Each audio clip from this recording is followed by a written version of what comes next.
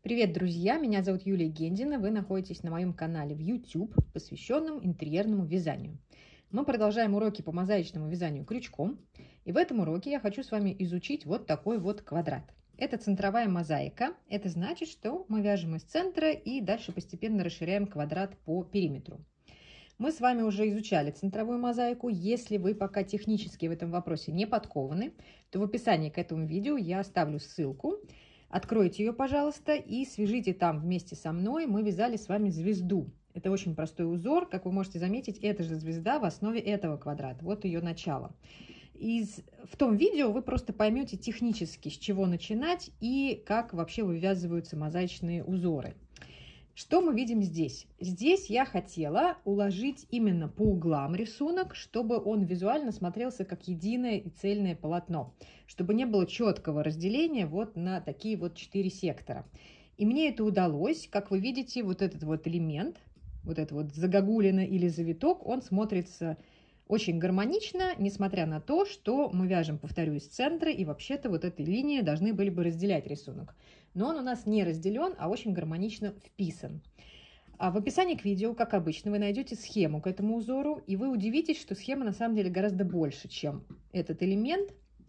Нарисовала я больше, но связать успела только вот такой вот мотив. Дальше надежда на вас, что вы продолжите это мое дело и свяжете больше полотно, чтобы мы все посмотрели, как дальше рисунок будет ложиться. Сейчас мы перейдем к схеме, я вам расскажу, как она устроена, как с ней работать, а пока давайте еще полюбуемся на этот цветок, на этот орнамент, как его можно использовать. Во-первых, из-за того, что я, как вы знаете, люблю в мозаике самые простые столбики, то есть столбик с накидом и столбик без накида. Я не использую зашитое полотно, в смысле в моих рисунках вы не увидите несколько подряд столбиков с накидом одного цвета. Я предпочитаю все-таки такие вафельные рисунки.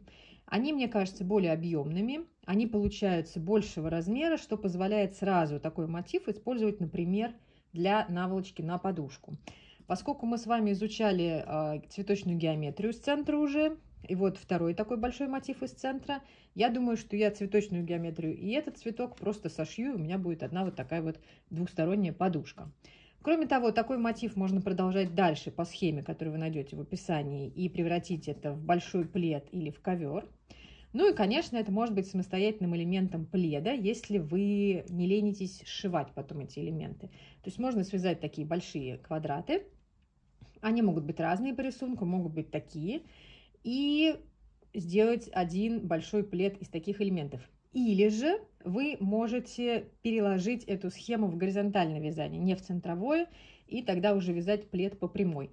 В общем, тут вариантов масса. Повторю, что в описании к видео вы найдете помимо урока по центровой мозаике, вы найдете также схему в Excel этого мотива.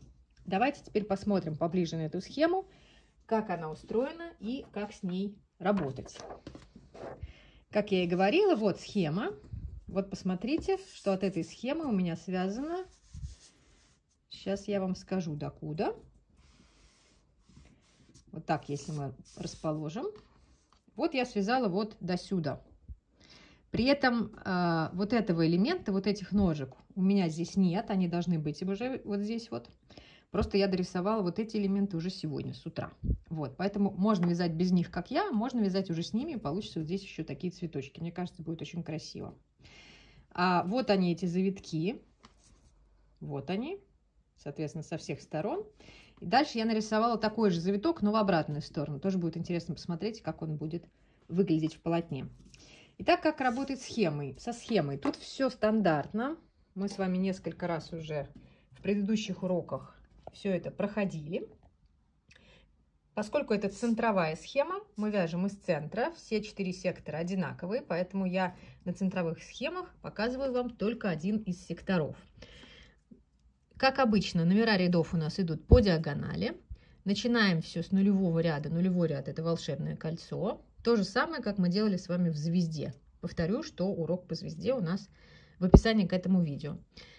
И дальше все то же самое, как обычно. Видим крестик, вяжем столбик с накидом в предыдущий ряд такого же цвета, то есть прыгаем через ряд. Не видим крестика, вяжем просто столбик без накида. На цвет клетки не обращаем внимания. Белая она, черная или какая угодно. Если в ней нет крестика, вяжем столбик без накида. Если есть крестик, столбик с накидом. Внимательно обратите внимание вот на вот эти вот столбики, которые будут идти вдоль вот этих линий, да, которые разделяют сектор. Здесь важно, чтобы эти завитки легли действительно гармонично, поэтому обращайте внимание на вот эти вот столбики, самые крайние справа. Они будут опускаться четко в первый столбик ряда того же цвета. Вы это увидите уже на полотне. Не удивляйтесь, именно это и позволит нам получить такой гармоничный рисунок. Рисунок вафельный, поэтому очень много у нас тут будет столбиков с накидом.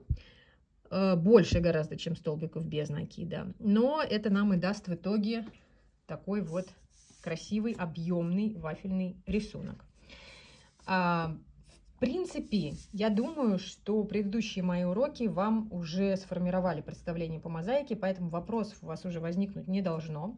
Я вам проставила на схеме крестики. Если где-то у вас будут вопросы по крестикам, помните, что у меня есть урок, как работать со схемой, как расставлять крестики самим. То есть, если вы захотите дорисовать где-то схему, то вы сможете это сделать уже самостоятельно.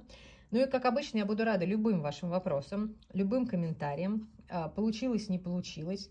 Присылайте фотографии. Можно присылать мне фотографии, например, в Инстаграме, в Директе. Мне будет интересно посмотреть на ваши эти цветки, но главное, что мне будет интересно посмотреть, как вы дальше по схеме продолжили полотно, как оно будет выглядеть. Еще скажу вам про пряжу, потому что обычно очень много вопросов по этому поводу. Я использовала пряжу Alize Burkum. Вот у меня классик Alize Burkum классик, это молочный оттенок. И Alize Burkum Батик. Это градиентно окрашенная пряжа. В данном случае это номер 3379. Очень приятные такие осенние оттенки в этом мотке. Я знаю, что многим он пришелся по душе. И действительно есть из-за чего. Посмотрите, здесь очень приятные оттенки от коричневого до бордового, красного, серого, светло-коричневого, светло-серого. И такой переходит в беж и в охру. Дает это очень красивый перелив. Особенно если грамотно подобрать к нему компаньона. Если вы подберете молочный, то точно не прогадаете, потому что на молочном фоне такие переливы смотрятся очень красиво. Но, в принципе, пряжу можно использовать любую. Главное, чтобы она была приятна вам в процессе вязания. Подробнее про выбор пряжи для мозаичного вязания я вам тоже в описании к видео прикреплю ссылку. Итак, надеюсь, что все получится. Любым вопросам буду рада, любым откликам. Пишите, пожалуйста, комментарии. И хорошего вам дня. Будьте здоровы!